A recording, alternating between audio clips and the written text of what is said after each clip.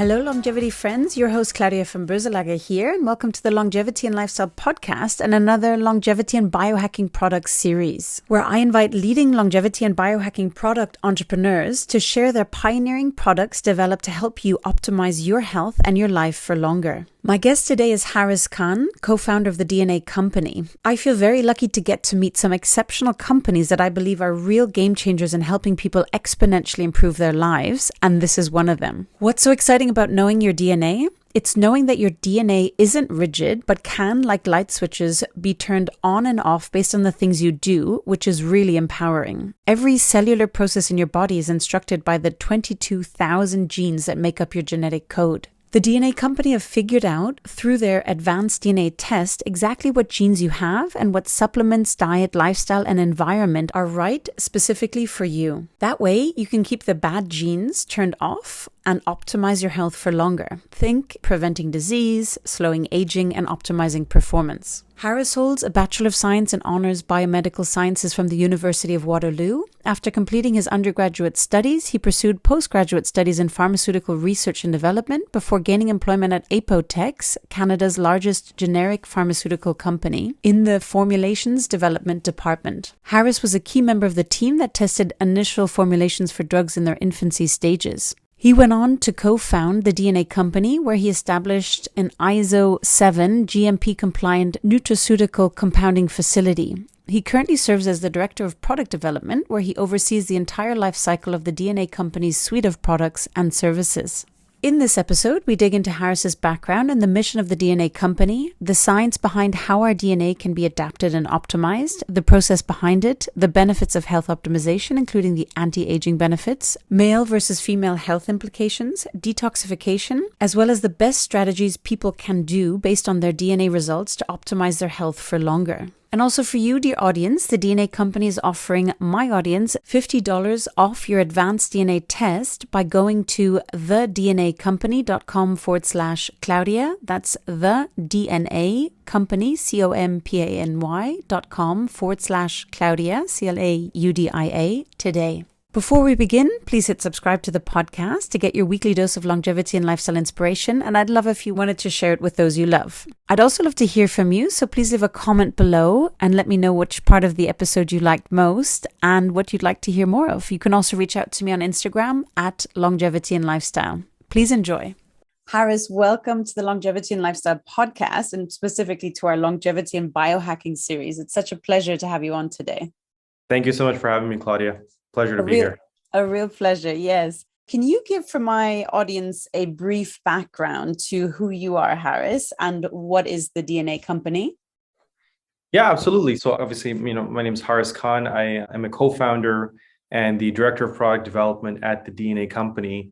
The DNA Company is an innovative provider of lifestyle genomics.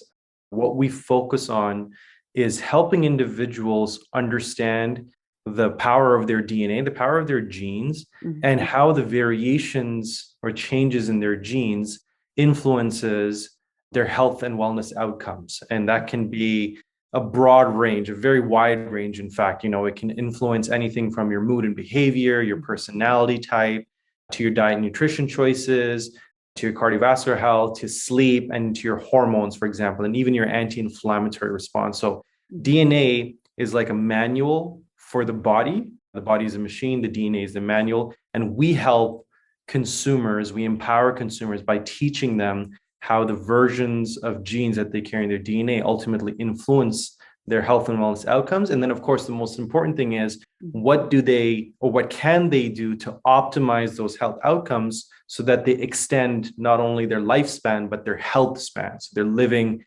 healthier for a longer period of time. Yeah, no, longevity and lifestyle, we're all about increasing health span as well. So I'd love to dig a little bit more into the science behind it and how it is actually possible to activate some genes and others not, to manipulate, if you will, in a positive way and to optimize performance and general health. Sure. So we'll do a little bit of a DNA 101 or genetics 101 just for the consumers to understand from a surface level. Genes are instructions. Really, what they come down to is they have an instruction. So the gene often codes for an enzyme, and that enzyme completes some sort of process in your body, whatever it is. There's a process that that enzyme needs to do, and the gene tells the enzyme, or it creates the enzyme that either does that job very fast at a normal pace or slower than normal. Really, that's how it is, right? And depending on which variation you have in some of these genes, the outcome of what you're trying to do can happen at a faster rate, at a normal rate, or at a slower rate, or maybe at a more optimal rate or not so optimal rate. And when we're talking about variations in genes, the big difference here is we're not diagnosing you with a disease, right? That's the important thing. People think that, oh, DNA testing, you're looking for a mutation, you're looking for some sort of diagnosis or, some sort of diagnostic test. That's not what we're doing here. All we're trying to understand is, based on the versions of genes you carry, are there processes in your body that aren't working as efficiently as normal? Or are they working very efficiently? And then what does that mean for your health and wellness, right? So once we learn the version of the gene you carry, well, then we can go back and say, well, okay, what are the non-genetic factors that are happening in my life that can, improve the expression of this gene? So you can't change the genes you're born with. The genes that you get the day you're born, right, that you've received from mom and dad, are the genes you're going to have the day you die. For now, we don't know what the future holds, but for now, you're going to have the same genes. But what you can change is how those genes are expressed, right? So the best analogy for this is, in a game of poker, you're dealt a deck of cards. You can't control the deck of cards you're dealt, but you can control how you play them, right? And if you're smart, you can, quote unquote, bluff your way through victory. So there are things, in fact, your diet, your lifestyle, your environment, these are all things that can impact genetic expression, right? So where do you live? Do you live in a crowded downtown city, the downtown of a city, or do you live out in the countryside? Well, the amount of toxins and exposure to smog and pollution is going to be different for two people, right? Depending on where they live. And smog, pollution, and toxins can impact how genes are expressed. Similarly, the foods you eat contain nutrients that can influence how a gene is expressed. Certain nutrients in food can temper or slow down genetic expression. Others can exaggerate or speed up. And so it brings up the interesting point that, is there really a diet kind of that works for everyone? Or is it more about building an individual diet that works for you based on your genes? And we definitely believe it's the latter, right? So there's no one diet that fits all, or one exercise that fits all, or one lifestyle that fits everyone. Everyone has to build the diet, the lifestyle, and the environment that is built upon their genes, because that's what's intrinsically unique about them. Objectively, that's the most unique thing you carry is your DNA. So if you're not personalizing to your DNA, there's nothing more that you can personalize than your DNA. So that's our approach to health and wellness. It's so helpful and also so exciting with like precision medicine and allowing people not just to better understand themselves, but actually to be able to do something about it and optimize about it. Can you talk about some of the benefits in terms of, the health optimization, anti-aging? Are there differences between men and women, for example? What about detoxification? Could you walk through them? Yeah. So, people talk about anti-aging all the time, and it's a huge business, and everyone wants to live not only longer, but they want to look younger as they're doing it. And from a DNA perspective, we believe in anti-aging from the inside out, right? So a lot of anti-aging is about creams and all these things, but really, if you understand your genetic predispositions, you can make lifestyle and dietary and environmental changes that are going to optimize your internal body processes. Now, if I had to give the top two biohacking anti-aging hacks of all time, it's drink more water and sleep more. 100%. The longer you sleep and the more water you drink, water is the best detoxification we own. There's no detox juice that works better than water. As long as you're drinking enough water, your body already has the internal processes to use water as a medium to remove toxins from your body, but you need to make sure that you're getting enough of it or you're getting into dehydration and all these issues. Now, cellular processes related to detoxification, like methylation and glutathionization, glutathione is the most abundant molecule in our body after water. It's the most powerful antioxidant we produce. And its efficiency, the efficiency in which it completes the process of removing toxins from your body and sending to the liver, is genomically influenced, right? It's influenced by genetics, by genes that determine how efficient it is. So when we talk about anti-aging, obviously the one thing we want to make sure that we're doing very well in the body is detoxifying ourselves of all the toxins we're facing. Think about where we live and our lifestyle. We're sedentary, we're sitting down all the time, we're not eating as well. And even when we're eating well, we have all of these funky ideas about eating well, right? So intermittent fasting, how many people will intermittent fast and then gorge when they can break their fast, right? And that's, those kind of things can influence our detoxification. And processes like glutathionization, which are so important for your body, happen most at night, right? So they're happening during the period of time that we're going to sleep. And of course, the lifestyle in the Western society is we usually stay up pretty late. We're up till like 12, 1 o'clock. Sometimes we're working, sometimes we're stressing. We're not getting enough sleep. So anti-aging wise, things like ensuring you're getting enough water, which is a simple thing to do, ensuring you get enough sleep, which is a simple thing in theory to do. Those are some of the best anti-aging hacks we have that don't cost us $1, right? They don't cost us any money. But if you're knowledgeable about, hold on a second, why do I need to sleep so much? Well, because if I sleep, the detoxification process in my body works better. Like I have more opportunity to clean myself of toxins. When you tell someone that, they're a lot more motivated to sleep, because now they're just not being told, oh, you got to sleep more. Yeah, I've heard that 1,000 times. No, you got to sleep more because the anti-aging processes in your body can't work unless you get enough sleep. It's about changing that mindset and that causing that frame shift in really understanding at the genetic level why it's so important to do the things that we've heard are so important for us. Out of interest, Haris, and thank you for that explanation, but is there information around people who are able to sleep less? I mean, I'm talking about 6 hours, and there's genetically some people who need to sleep more. Yeah, there is definitely variations in the number of hours people sleep, but what is important is people are getting into that deep rested sleep. So sometimes there are some people, for example, people with low levels of BDNF, which is genetically influenced. If you have a certain variation of the BDNF gene, even if you get 7 to 8 hours of sleep, it's difficult for you to enter that rested sleep, which is when the detoxification processes occur. So you might sleep 7 to 8 hours and you wake up thinking, gosh, I didn't get the deep rested sleep. I'm still tired. I'm still fatigued, even though I slept 7, 8 hours. Whereas others, they've figured out their cycle so perfectly. They've understood how their cycles work in those 90-minute kind of periods that they get 3 or 4 of those cycles. And they're like, yeah, I'm good after 6 hours, 6.5 hours of sleep. I'm feeling refreshed, right? And the key here is it's not only important how much you sleep, it's when you sleep. For most people, it's more important that they sleep before midnight than it is that they sleep 7 to 8 hours. So sleeping from 2 to 9 a.m., right? 2 a.m. to 9 is 7 hours of sleep, but you're going to feel worse. And the activities in your body are not going to perform as well compared to if you slept at, let's say, 10 p.m. and you woke up at 4:30 or 5 a.m., right? And there's a lot of value, people don't realize this, from a genetic perspective related to vitamin D, which is such an important hormone and molecule in our body. Vitamin D, it controls, people think it's just a vitamin. Vitamin D is one of the most important hormones in our body because it controls mood and behavior. It controls sleeping patterns. It controls hormone production. It controls your anti-inflammatory response.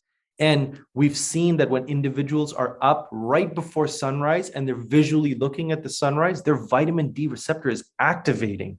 And so their vitamin D processes are getting ready to activate. But if you're sleeping through that sunrise and you're waking up when it's already the daytime, you've kind of missed that golden opportunity, right? So genetically, there's individuals who produce less levels of vitamin D, right? So so you don't convert your vitamin D into an active form as well. Other people, they don't transport their vitamin D. So the thing to remember is vitamin D, the area where you absorb it on your skin isn't where it's actually used. It needs to go travel through the body. And there's a little bus.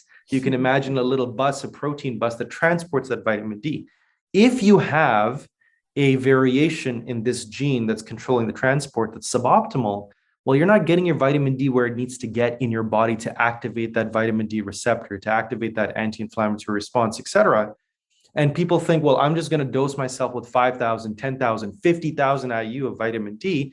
hoping that they're going to shock their system. And people don't realize vitamin D is actually toxic. There's such a thing as vitamin D toxicity. And if you're not transporting your vitamin D to the site of being used, because vitamin D, you can't pee it out. It's fat soluble. It's not water soluble. You're actually going to have a buildup of vitamin D in your body. So you would be hurting yourself and putting yourself at risk by doing something that you think normally is a good thing. Well, I should take more vitamins and more supplements, right? Yeah. This goes back to that same thing. It's not about, well, let me just go on Dr. Google and figure out what I need to do. It's about knowing exactly what your genomic profile is so that you're doing the things to ensure you're optimizing your genetic potential, not creating suboptimality. So for a person that has poor transport, for example, they just have to split their dose, right? So instead of taking the 5,000 at once, you take 2,500 in the morning, 2,500 in the afternoon, and now your body has the opportunity to use all of the vitamin D. That's such an excellent explanation, Harris. Thank you so much. And I think this is so critical. And I'm really excited of what you guys are doing and to get this out into the world, because I feel like this is totally the future of healthcare and really health care versus sickness care. Is there a difference between men and women? What do you see typically in trends? Yeah. So the important thing to realize, and when we speak men and women, males and females, we're talking about biological gender, Correct. right? So being really focused around, well, okay, the XY versus the XX here. And the reality is males and females produce different levels of sex hormones, okay, estrogens and androgens. And the males produce higher levels of androgens in general. Females produce higher levels of estrogens, but within their respective genders, there are variations in the levels of both of those sex hormones, right? So androgens are like testosterone and dihydrotestosterone, right? Which is like a super testosterone. And then estrogens are estrogens. Now, for the females, the most important cascade for them to understand is how much estrogen am I producing as a female? And then more importantly, from a health outcome perspective, what is happening to my estrogen after it's produced, right? So the key thing here is estrogen is metabolized into estrogen metabolites, these molecules. And when a woman is menstruating, when she's in her menstrual years, the metabolism of estrogen happens in the liver. And the liver is kind of like the garbage processing facility. That's where, you deal with all the toxins. Now, some estrogen metabolites are toxic. They're inflammatory, right? They can actually cause a lot of health concerns like endometriosis, PCOS, fibroids, heavy menstrual bleeding, tenderness in your breasts. It deals a lot with breast health. And so for women, a big part of their longevity is knowing what's happening to their estrogens, because that's going to influence their risk for certain health outcomes. And what we do here at the DNA Company is we identify what is your predisposition, your likelihood that you're going to produce both androgens and estrogens. And then what is the likelihood of producing toxic or inflammatory estrogen metabolites versus healthy estrogen metabolites? And then how does your body deal with those metabolites, right? Because if you're producing this genetically and you're producing these inflammatory metabolites, well, does your body have the tools to fight off those metabolites, to deal with them before they can cause problems in your body? So from a female perspective, that estrogen metabolism is very important from a longevity perspective, because estrogen metabolites end up breaking into free radicals, oxidants, and quinones. And oxidants are the most potent aging toxin in our body. Free radicals, those oxidants, those reactive oxygen species, those are what cause the wrinkles and the aging and the mitochondrial dysfunction.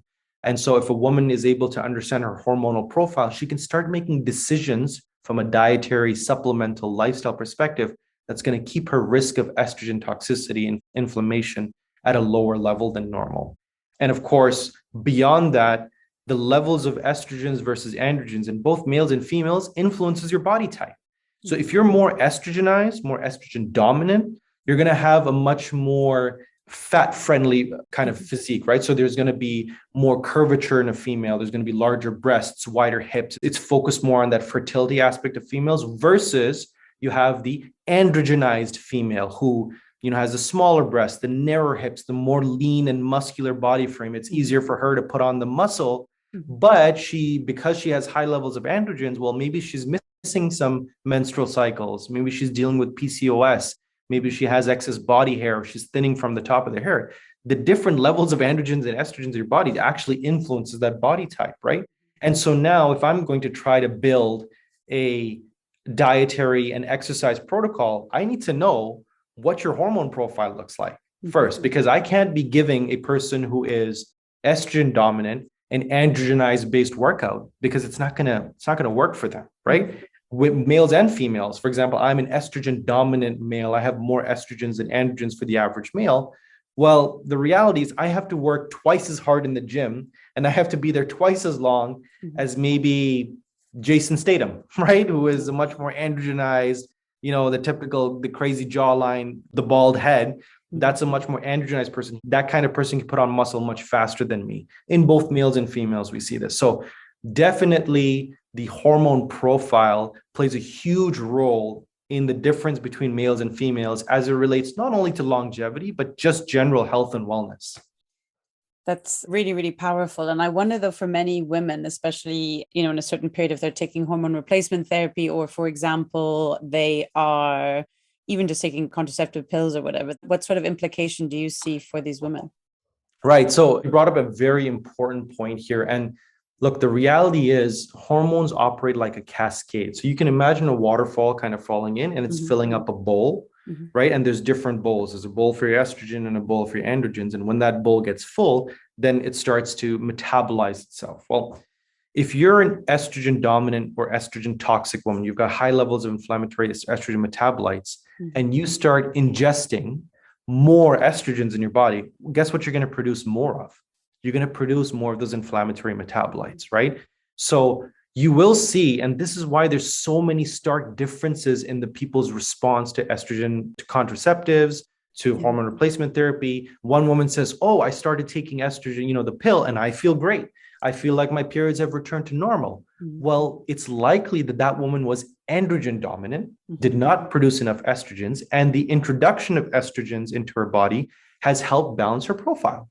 Other women start taking the pill and all of a sudden their mood is completely off. They're getting into depression, they're gaining weight, they're having painful periods.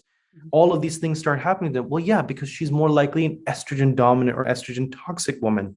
The other big concern is as women get into their older years, 40s, 50s, 60s, start entering to the perimenopausal, menopausal, postmenopausal phase, you have to understand that estrogen metabolism in the menstrual years of a female's life happen in the liver. However, as that woman enters into her perimenopausal and menopausal years, the estrogen metabolism shifts from the liver to areas of adipose tissue. And guess where some of the most estrogen receptive adipose tissue areas are in the female body? The breasts, which is why you see an increase in the risk of breast cancer in females after the age of 50. So now the question comes, well, okay, in the media and stuff, we always hear about the BRCA gene. Oh, I have the BRCA gene. First of all of us have the BRCA gene. If I didn't have the BRCA gene, I would be dead. The BRCA gene is a very important gene in everyone's body, right? I liken it to the fire truck.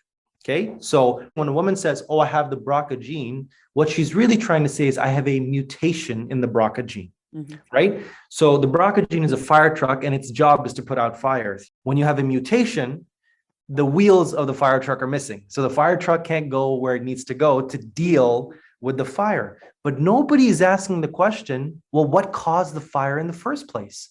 And for some women, for some versions of breast and ovarian cancer, it's those toxic estrogen metabolites that started the fire.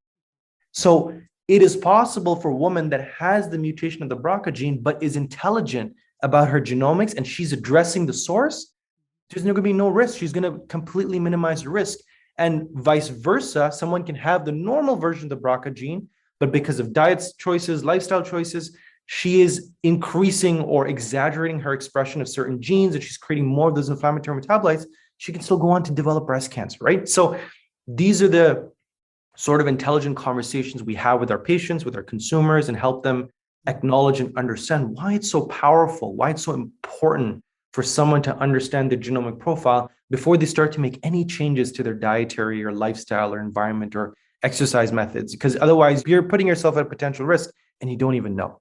It's really powerful because also I know I have a single copy of the APOE4 gene, which is the Mhm. Alzheimer gene, if you will. But I'm very much aware, that I would generally have a 30% lifetime chance of getting Alzheimer's if I do nothing about it. But Mhm. that's the power of A, awareness, personally, I think, but also B, knowing which lifestyle interventions are needed in order to maintain that. And frankly, I'm not worried about it, but because there are certain tools and strategies. So what would you say, Harris, are some of the three most powerful or helpful strategies that your consumers and clients have used to optimize their health? The important thing here is whatever we tell people, the science that we have, the insights we have, they are unique to us. We've spent decades of research developing these insights, but the recommendations are surprisingly very easy and simple to implement. And that's the whole point. We don't want to overwhelm our consumers. Well, they got to go on this crazy 90-day protocol where they're fasting or they're just, they're climbing mountains to get better. No, Mhm. it's just becoming a lot more intelligent with the choices that you're already making, right? So, number one, just really focusing on improving that sleep by being intelligent about it. So, proper sleep hygiene, right? Getting those blackout curtains, ensuring the temperature is a little bit lower than normal in your bedroom. Aromatherapy, smelling nice in the bedroom, right? Avoiding digital screens at night. Don't take your phone to the bed with you, right? These are important little habits and strategies that we recommend. And here's the important thing: the difference between us and any other DNA company, it's not just the insights. Yes, we have the insights, but eventually companies will have the insights. The difference that we pride ourselves on is, imagine that you went to a mechanic with your car and your mechanic checked out your car, and then they gave you a book and said, here's everything that's wrong with your car. And then they sent you off on your way, right? Or they said, you should change your oil filter twice a year, whatever it is, right? Well, you'd be like, well, hold on. I didn't come here just for you to tell me what's wrong with my car. I came here for you to fix my car. And what we find is, more often than not, people do a genetic test and they get this big long book and there's all these recommendations. They're like, I don't know what to do with this. The difference between us is we employ scientists developed behavioral change. So we've partnered with scientists like Dr. BJ Fogg out of Stanford University to develop behavioral change recommendations to teach people how to sustainably build actionable, valuable habits into their life that actually focus on optimizing their genomic potential, right? So, very simple example: if you have a genetic predisposition for low levels of vitamin C, a doctor might say, you need to take more vitamin C or you need to start eating oranges. But let's say you've never eaten oranges in your whole life, like you've never thought about picking up an orange, right? If I tell you need to eat more oranges, that's not helpful. But if I say, okay, look, the reason why we want you to take more citrus fruit is because you don't transport your vitamin C as well enough. That's going to impact your immune system. Now I've educated the consumer. So, okay, they see the value. Then I'm going to ask them, do you like any citrus fruit? Here are some examples: guava, oranges, kiwi. And someone might say, I don't like oranges, but I really like guava. Great. So we're going to focus on helping you eat more guava. And we're going to start with the first week. I want you to just take the guava and leave it on your bedside table every week, so that when you wake up in the morning, you see the guava and you become used to it. Week number 2, I want you to cut that guava so that when you wake up in the morning, it's cut, it's ready for you, you're going to eat it. And slowly and surely, we build habits that become part of your daily life so that, we're not going to be with you forever. We're going to be with you for a few weeks, but you will have strategies in your life that you'll use for the rest of your life that's going to add that 10, 15, 20 years to your health span, right? So the habits that we teach people are simple enough to implement, and we build on those small goals. And we're really focused on changing the mentality that I'm on a diet, right? Or I'm on this kind of protocol, because that in and of itself symbolizes something temporary.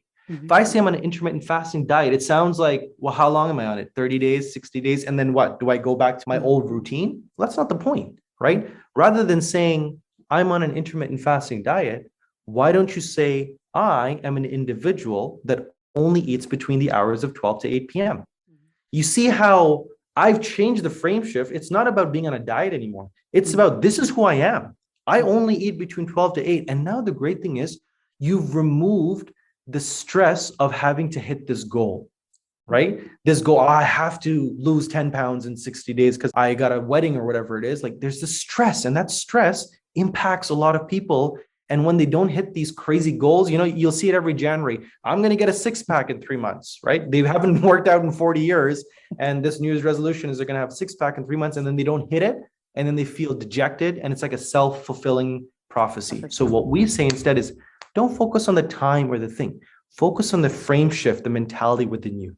I am a person that doesn't eat sugars on Mondays, Wednesdays, and Fridays. Let's say that's your thing. Great. Start somewhere, but make it part of your philosophy rather than making it a temporary thing. Change those words because those words are very powerful. We are psychologically influenced human beings, so we are influenced a lot by the things we see and the things we say. So talk to yourself from a mentality of, I'm changing the person I am rather than I'm doing this diet or I'm on this protocol. That's such an essential and tremendous extra benefit that you guys actually offer to give that level of service, because I think that that's where people trip up. They're like, well and good, I have this, but what do I do? So you actually really go the extra mile there. Mm-hmm. Haris, can you walk someone through the different stages? So say they go onto your website, the DNA company, how does the whole process work so that people can really imagine how to work together with you? It's a really simple process. If you're a consumer anywhere in the world, we ship worldwide. So there's no real issue with where you want to receive the product. If you're used to DNA testing, it's a simple tube. You'll unscrew the tube. It's saliva based. So you're really going to spit in the tube. Mm-hmm. Yes, for some people it might be difficult. So, bite on your cheeks, think about lemons or steak or your favorite food, and you'll get that salivary gland kicking in. We'll collect about 2 milliliters of saliva. You'll press the preservation fluid, it'll preserve the fluid. Now, the fluid is stable for months or weeks. So if you're, out in Australia and you're shipping it to us, don't worry about it. That stuff is stable for many months, in fact. Once we receive your sample, we'll have it processed at one of our labs. The whole entire process from the day we receive your saliva kit back in our facility, it's about 4 weeks, right? 4 to 5 weeks. We do the testing, we'll get the reports generated. And then you'll actually get an access to a personalized portfolio, like a folder portal, where you'll be able to access your results. They're digital reports, they're beautifully designed. There's 6 reports that we start with for the DNA 360 product. Mm-hmm. And that includes your mood and behavior profile. So, how do variations in my genes influence neurotransmitters that's influencing how I find pleasure or sadness or anxiety. There is the cardiovascular profile. So we're looking at things like ApoE, for example, like your inflammatory profile.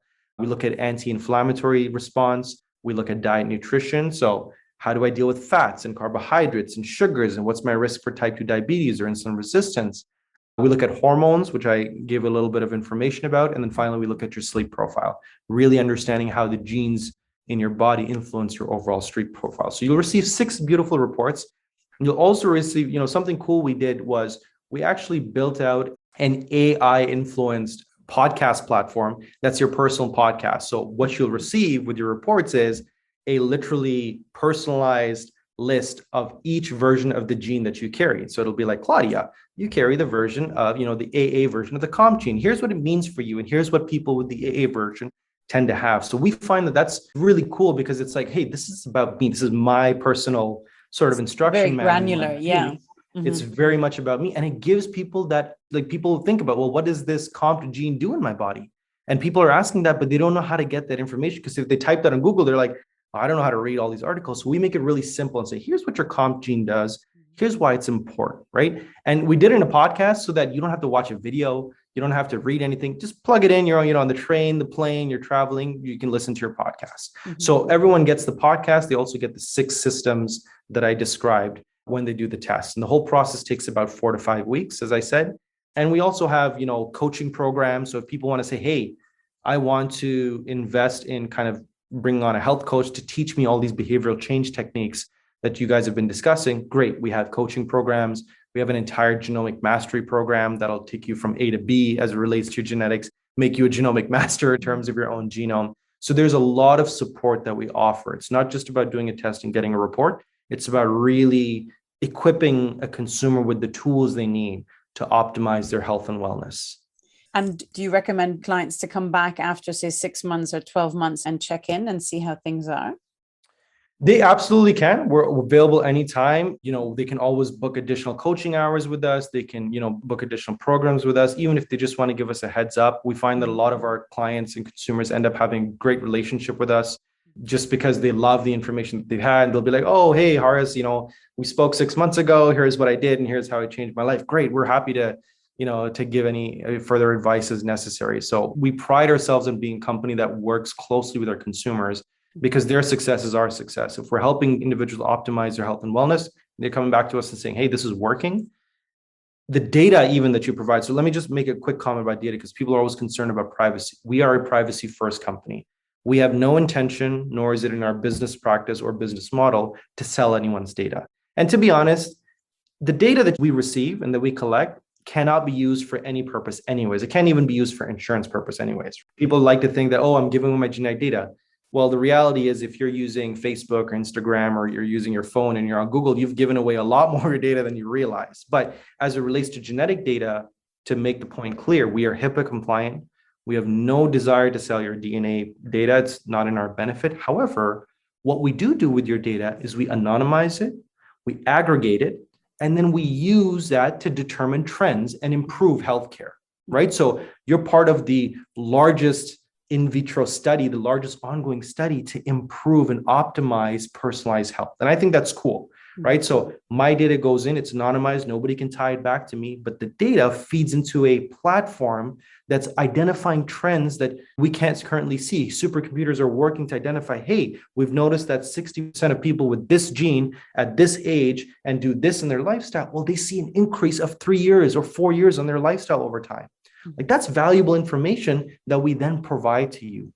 And because our reports are digital in nature, they're actually live products. So what'll happen is imagine, you get your phone, you get a little update that, hey, you've got to update to the latest version of your iPhone. Well, we're going to do that with your genome. Hey, we've updated new data into your platform and, you've changed from good to optimal because we found more data. So great for you. Or there's something that we want you to pay a little bit more attention to.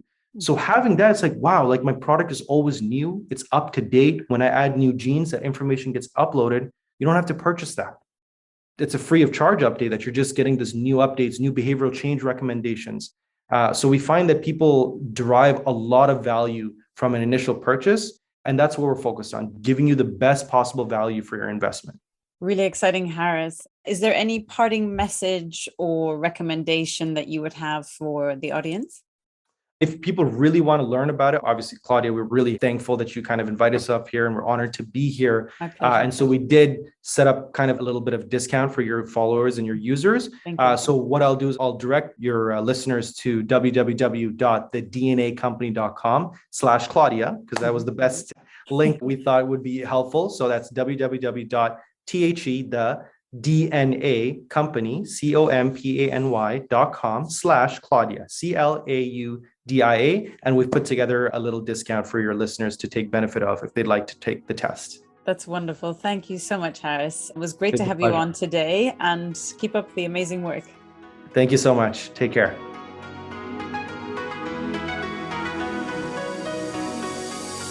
Hey everyone, it's Claudia here. Before you take off, I hope you enjoyed the episode and learned as much as I did. If so, please hit subscribe so you don't miss out on our next episodes. I would also love to hear what you thought, be it your favorite part, quote, or other feedback from the episode, so please leave a written review on Apple Podcasts or on social media.